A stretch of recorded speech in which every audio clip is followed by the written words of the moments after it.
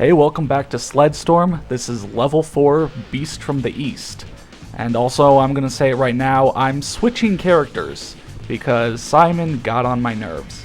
This is Alix. She's the last character you unlock. She's the fastest, but she doesn't have as good handling as Psymon, and you're gonna really notice that in this track and in the next one. As I said, handling is the most important stat in the game, and I'm going to be crashing into a whole lot of things. Now, Beast from the East, there's a lot of room in extreme sports games for them to be wildly racist, as we saw in, what was the... Splashdown? Yeah, in Splashdown. The Beast from the East is But one this isn't. seriously unforgiving urban run. Let's head down to the starting gate. Welcome to the Beast from the East. This magnificent lion sculpture is sure to provide a challenge for our racers here today. Come here, little pussy. She's looking to dominate on this track. Hey, that's my line. I know a great little sushi place for my victory party. What you looking at? The Beast of the East is gonna be your Beast of Birth. But yeah, surprisingly, that Jade Lion got Blank Tester kind of nervous. Right, I mean, that was a very massive Jade Lion, and I was afraid they were going to have a lot more of that. And maybe it's just me, but it doesn't seem like this level's terribly racist. I never thought about it, but you know, I never really noticed that until he pointed out. But yeah, if you remember back to Splashdown on the Tokyo level, like if you did the pagoda counter, there'd be like 150, and I didn't honestly think, but I could see a game like this doing like people running, from you, fleeing from the streets, you knocking over, I don't know, like ramen vendors or something like that. Tiny Asian people and whatnot. And they could have been a lot more racist. When I said Splashdown, what I was thinking of was Amon-Ra's finishing video. That was wow.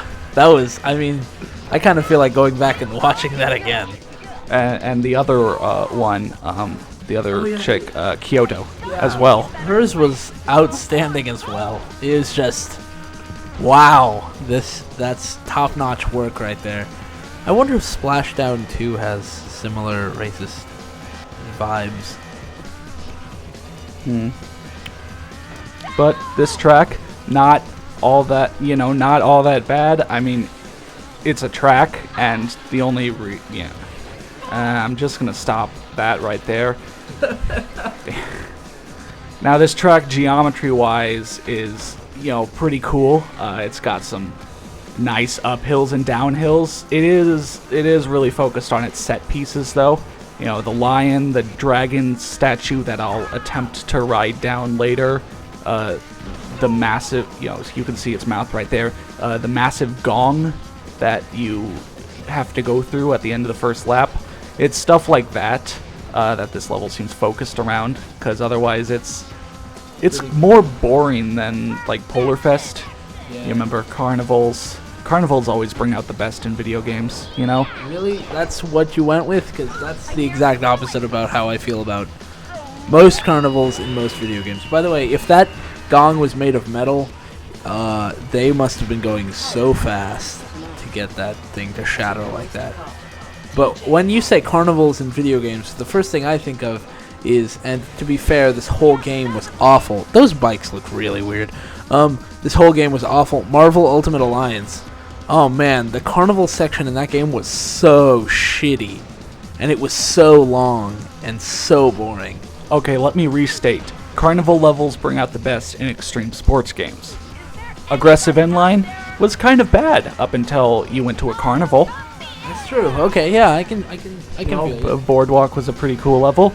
This game, I mean, sure, the first two levels are alright, but it's once you go to a carnival that it really starts ramping up the extremeness. Well, are you sure the whole game is like that? Because it seems to me like, you go to the carnival and the carnival itself ramps everything up, and then this level kind of tones it down again. Look at that lion. If that was one solid piece of jade, oh man, that would have cost a lot of money. Oh God, I want all that money. What do you think? I know you're no economist. What do you think the price of building this track was? Easily several $1 billion. Easily. Probably much more than that. Well, it's a good thing professional snowmobile racing is a real moneymaker in the earth of Sledstorm. Yeah. Because so many people watch it, and then we're gonna get hate from people who do watch it. You've got Freakstyle as a national event in the summer, and then this as a This is global a Winter event. Olympic sport. This is a Winter Olympic sport. Yeah. I mean, wait, what else did EA Big do? EA Big did NFL Street, NBA Street, this game, Freakstyle, SSX 1, 2, 3, maybe 4. I don't remember. Probably some other game.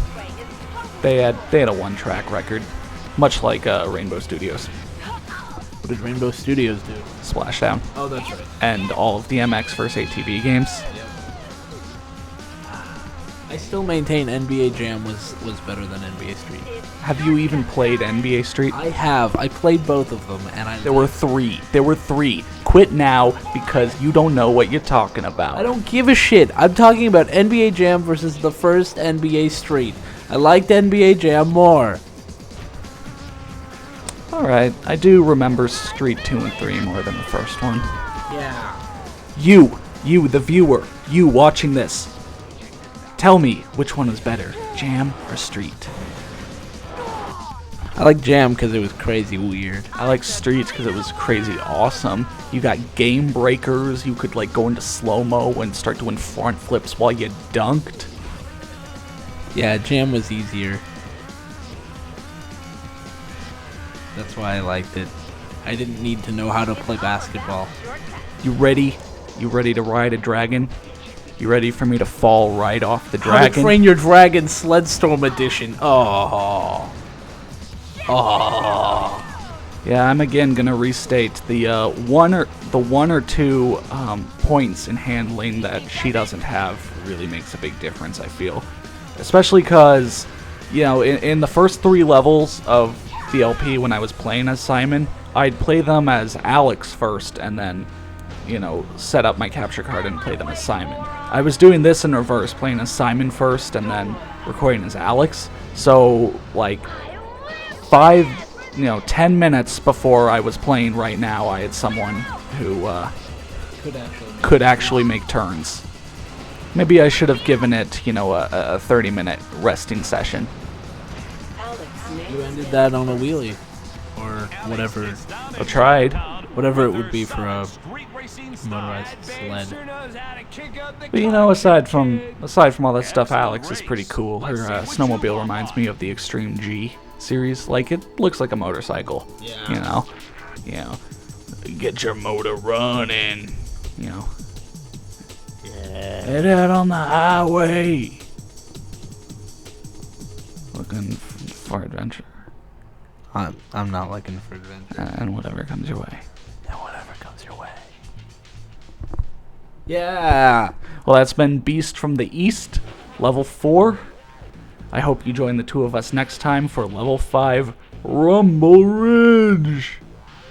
It's not a wrestling track, I promise. That does sound like a wrestling track. Rumble in the Ridge. It's Beast like of the East. Rumble in the Ridge. Hell yeah. These are wrestling names. Yeah. Damn it. See you next video.